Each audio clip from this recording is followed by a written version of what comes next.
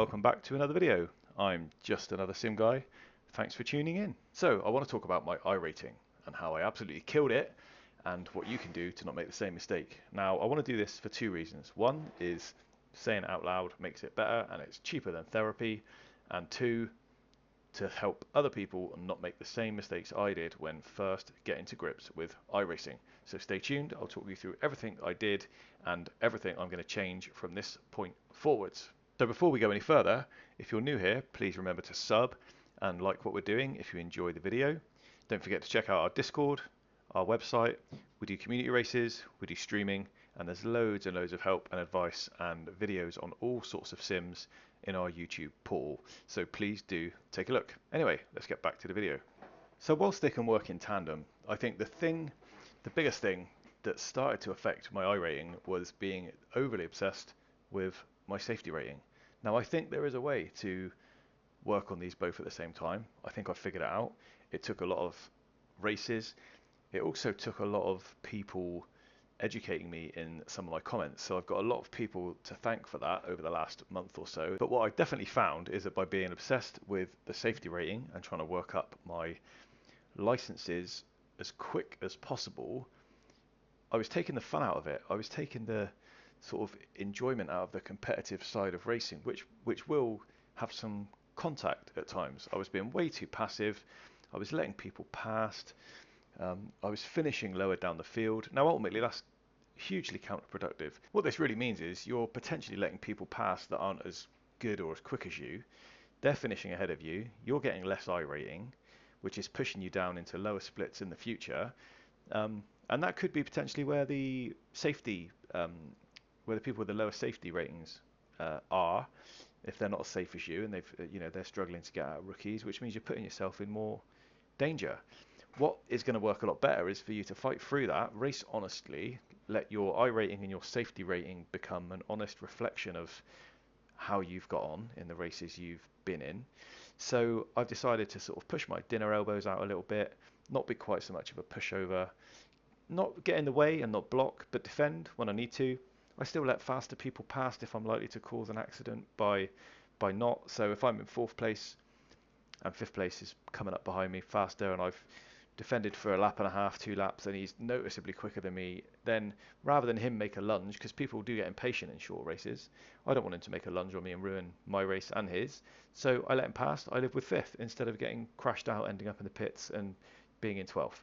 That to me is common sense, but there's no reason for me to move over the minute he appears in my rear view mirror, assuming that he's a lot quicker than me. He might have just got a better run out of the last corner, for all I know. So yeah, my focus is changing from just being about, well, not just, but more being about safety rating than my iRating. I've now thought, right, the way to improve is iRating. So over the last week or so, I've tried to not look at it because I've got myself up into the licenses where I don't need to progress anymore. And I think that was the other mistake I was making, and people pointed this out, and rightly so, is that my goal was to try and see how many races it would take to get from this license to this license. Let's unlock some more content, and next week we'll try and get up to the next license. Now, whilst I found that drove me to be safe and I enjoyed it, when you look back at the races and the competitiveness of some of the races, it didn't really do the game justice because I was letting people through when I shouldn't, and I'm working myself potentially towards licenses and content that I'm not going to want to race anyway. So what was the point? I think if you've got stuff you want to do at B class, I don't know what open wheel cars are at B class, but let's say it's the Formula 4. Once you get to that, you can keep racing at B class in Formula 4. You can have contact every now and again. You can probably have a 3 or 4 or 5x race every other race, probably more than that, probably 2 or 3 a race, and still maintain a B class license. So why should you overly be cautious to try and not slip out of that B license when it won't happen unless you're completely driving like a lunatic? Now, admittedly, if you have a run of a bad few races and it's not your fault, you might need to have the odd race or two when you are a little bit more focused. If your safety rating starts to creep down when you're going to get a license demoted, maybe that's the time to worry about it. But for 2 or 3 good in 2 or 3 safe races, or at least you can just go into time trial and put some laps in and you can get it back up. So if your goal is to play the iRating game and race to the best of your ability and have that iRating be an accurate measure of your skill, you're going to have to be prepared that sometimes you're going to get in an accident and sometimes there's going to be some content. And I think that for me was the eye opener, and it was a hard one to grasp. I think I was so obsessed with the licenses and so obsessed with safety that, well, as soon as I stopped focusing on that, practiced a little bit more, learned to drive side by side in T1, learned to anticipate some crashes, still be safe, still anticipate accidents, still try and avoid them, but certainly don't be a pushover. This could be something that you're doing, this could be something that you've done before, it might be something you're still doing. It's obvious, when you think about it, it's obvious. I can't imagine for a minute there's going to be a huge amount of people watching this that haven't done this or thought of this before. But for me, it was a bit of a revelation. I knew it was there in the back of my mind. I still chose to do the opposite anyway. I still find myself sitting on the starting grid thinking about who might crash into me instead of thinking about getting a better start and who can I beat off the line. T1 can always be a disaster in all games. Particularly, it seems to be a problem in some iRacing lobbies. But nevertheless, our goal shouldn't be just to be safe. Our goal shouldn't be to not lose. Our goal should be to try and win and do the best we can. So at this point, let me know in the comments what you think. Have you been guilty of this? Is this how you still drive? Did you used to drive like it? Did you reach the same conclusion as me a while ago and change? But being so focused on safety rating definitely hurt my iRating and still has hurt my iRating at certain times. So it's definitely something I need to change. Now, there's two things that I wanted to talk about. The second one I'll get to shortly, and I don't know if this is common to new iRacers or whether it's something that even experienced iRacers can benefit from, but it's finishing in the top half of the field. So it took me a while to realise that top half of the field should get some iRating, depending on, I think it's dependent on where it thinks you should finish in terms of your car number. So it's the risk versus reward. If you want to keep progressing your iRating, your goal has to be to finish as high as possible and at least finish in the first half of the field. Now that sounds really obvious, but you know, when I say risk versus reward, what I mean is if you're fighting for fourth place and there's a risk that you could get, you could cause an accident or you could get involved in an accident because both you and the people you're fighting with are being aggressive for that position, is the risk reward factor, is it gonna pay off to fight for that position and risk getting nothing at all and finishing in the bottom half of the field, or just be happy with fourth or fifth and sort of concede that one place to make a small gain? And I think you can only decide that in the moment. But for me, that's been something which I've tried to focus on a little bit more, is not fight for that fourth or fifth place quite so much to risk getting taken out. But then like I say, you have to learn that in the moment, and it's something which I think just comes with more experience, and it won't always pay off. Sometimes you can yield a little bit and the guy behind you will catch you up and then you get involved in an accident that way. So perhaps don't overthink it and just do what happens in the moment. But yeah, so the approach really is that safety rating doesn't really matter that much once you reach a level where you can maintain the license to do the races that you want to do. And I think if you can remember that, the iRating will just happen and come on its own. And interestingly, by doing that, your safety rating might not suffer as much as you think. I've tried it now more recently. I mean, it's only been a few days that sort of this light bulb moment happened. But over that, I mean, several days ago, but I've only had time to do a few races since then. So I haven't really had time to put the long-term sort of gains into perspective. But by doing it, my safety rating hasn't actually taken that much of a hit. So it's interesting that I was overthinking it, and my goal of protecting this sacred safety rating, actually it wasn't going to be as hard as I thought. Maybe I've just been lucky in the races I've been in. I mean, there's certainly been some idiots. But let me know. Do let me know in the comments, because I'd really like to get some feedback on this from as many people as possible and start some conversations around it. I think it's quite interesting. So yeah, so the risk versus reward factor is the one thing. Getting into the top 6, I think, is really interesting. Now, the one other thing to talk about, which I've left because I think it's the most interesting, and again, might be really obvious to some people, is to perhaps on a weekly basis on iRacing, pick one car, pick one championship, practice more, and only race that car and that track that week. Now, might get a little bit boring. It depends how much opportunity you have to race. If you're racing a couple hours a day and you've got time to do 2 or 3 rookie races a day, I can imagine that's going to be quite boring. But consistency is key, like anything. And by doing that, you'll get used to the car, and your iRating will then become a more honest measure of how you are in that car. You'll get the most out of it. If you know, if you only got time to do a few races, dipping in and out of different disciplines, different cars, trying a new track, that for me is it also tanked my iRating because I was so keen to experiment. You know, I'll give you an example. I was racing the Mazda several days, doing really, really well at Alton Park, one of my favourite tracks. Now, that meant my iRating pushed way up and it was higher than it's ever been. Then I got a little bit sort of stale with that and thought, I know what I'll do. I'll jump in the BMW because I want to learn a new car.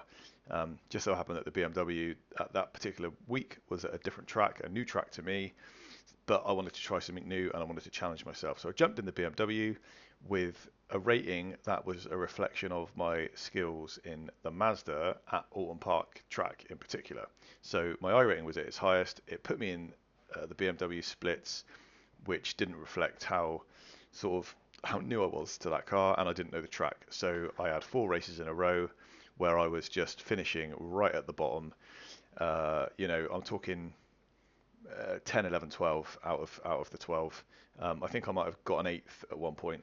So obviously in each one of those races, my iRating took a hit. So all that progress that I made in the Mazda just went away, and I was back to I went from sort of 1650 or 1660 back to about 1350, which is interestingly about where it was when I started the week in the Mazda. So whilst I'm not upset or it doesn't really matter to me, it certainly wasn't as much fun racing around that BMW and being at the back, and sometimes there being quite a big gap between the cars. So a bit of a shame, but at least now that iRating is a reflection of it's more of a realistic reflection of my skills and ability in that BMW. So what I should have done is not changed partway through the week. I should have carried on the week in the Mazda. Or I just need to race longer in the BMW. So as you can see, it's a long-term thing. It's a constant what if, and it's a constant sort of decision that only sort of you can make as a driver. But I would certainly try it. If you're struggling with your iRating and your goal, it's difficult to set goals because it's so dependent on so many factors that you can't control. But there's nothing wrong with saying, I'd like to get to 2000 or I'd like to get to 1500 and I'm going to try and do it. I'm 300 away. If I've got time to do 6 races this week and I can get 50 in a race, then it's possible that this week I might get to X, Y, Z. So yeah, that approach might put some pressure on you, and might put pressure on yourself. Some people like that pressure. Some people want a goal to work towards. I'm certainly one of those people. And if I've got something that I'm trying to work for, I'm a little bit more focused on it. So yeah, I mean, if you want to focus and you want to get your iRating up, then I think that is one of the best ways to do it. Stick with the same car, even for the whole 12-week season. Pick a car, or maybe 2 at the most, and pick a championship, and stick with that. And then by the end of that 12 weeks, that will be a more accurate reflection. Because if you go into sports car and you try 3 or 4 different cars, I went into the BMW, the Mazda, I tried the spec Ford. I jumped in the GR86 and then I didn't enjoy it, so back to the Mazda, and it's just like, my iRating is the pattern of it shows that I'm chopping and changing. So to be a bit more disciplined with what you're doing in terms of like sticking with the same thing and then trying to learn that craft. Again, might sound obvious to a lot of people. But to me, it took a little bit of adjustment. I think coming from a console racing background many years ago when something like Forza, you start off in this car, you progress to a faster car, it throws another car at you that you win when you win a championship. You then go into this, you then go into that, and you're constantly chopping and changing, and that sort of instant gratification of unlocking something new,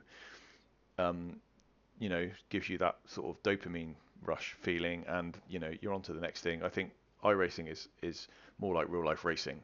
You get yourself a car, you you learn in that car, and you learn as much as you can for as long as you can, and it's not you're not quick to get to the next class, and there's no rush to get to the next class. You need to master the basics in something like the Mazda or something like the Formula V or the Ray 1600S. There's no point in rushing your way through the Formula class and getting to sort of F4s and Formula cars and the Delara and things that you literally can't control. Like, what's the point in that? And then you're not going to enjoy it. So yeah, I think that's going to be the way that I approach it from now on, is going to be less is more. So less car variation equals more fun factor and a bit more iRating. So that to me has been the key. Now, I appreciate that I'm probably not telling a lot of people anything new, but I'd love to know in the comments if this is going to help everyone, or if this is going to change your approach to how you race. Because for me, whilst it might be obvious to a lot of people, took me a little bit of figuring out. And like I say, I enjoy the comments, I enjoy the conversations, and I appreciate all help and advice and ideas. So do get in the messages and let me know if this was any help. Let me know if you're going to change anything, and let me know if you think I need to rethink it, or if I've missed something, then let me know. But I really appreciate your time. Thanks for sticking with me. Hope you've enjoyed the race footage in the background. There's been some really, really good close racing again this week on iRacing, so really enjoyed it. My weekly update will be coming out over the next couple of days as well, covering a bit more of this and showing you what's happened to my sort of iRating and rankings as well this week. So yeah, really appreciate it. Get yourself involved on the Discord. Don't forget to join some of our streams that we've been doing. And if you get on the Discord and you can get involved, we'll do some community races. And just remember, it's not just iRacing. We do all sims, and there's lots of help videos on VR and setups and all sorts of stuff in the Discord chats. So the community is growing all the time. The support's been fantastic, and I'd love to keep it going. So do sub if you haven't already, and help us reach our target. We're trying to get to 500 subscribers, and it's growing daily. So it's been fantastic. Share it with people, shout about it on socials, do what you can. Really appreciate it, and it's only going to get better. So hopefully we'll see you out on track soon. I have been just another sim guy. Thanks for sticking with me. I'll catch you in the next one. Peace.